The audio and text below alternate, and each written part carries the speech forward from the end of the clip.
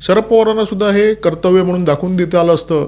त्यांना बक सुधारणा विधेयकाच्या विरोधात मतदान करता आलं असतं, परंतु शरद पवारांनी ते केलं नाही.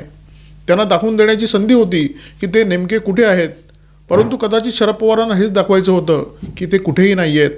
शरद पवार हे अत्यंत परिपक्व आणि मुरलेले राजकारणी आहेत आणि असा नेता आपल्या प्रत्येक कृतीतून काही संकेत देत असतो.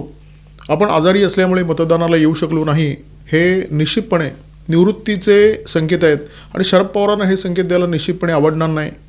या बक सुधारणा विधेयकाच्या निमित्ताने काँग्रेस नेते राहुल गांधी यांच्यावर प्रचंड टीका होते आणि त्या टीकेचं कारण म्हणजे काँग्रेस नेते राहुल गांधी बक सुधारणा विधेयकाच्या निमित्ताने संसदेमध्ये जी काही चर्चा झाली, लोकसभेमध्ये जी काही चर्चा झाली, त्या चर्चेमध्ये त्यांनी तोंडच उघडलं नाही. परंतु किमान राहुल गांधी लोकसभेमध्ये उपस्थित होते, त्यांनी मतदानामध्ये सहभाग घेतला. देशाच्या राजकारणामध्ये काँग्रेस पक्षाच्या पलीकडे राहुल गांधी यांना फारसं कोणी गंभीरपणे घेताना दिसत नाही. स्वतः राहुल गांधी राजकारणाला फारसं गंभीरपणे घेत आहेत असं चित्र कधीही दिसत नाही.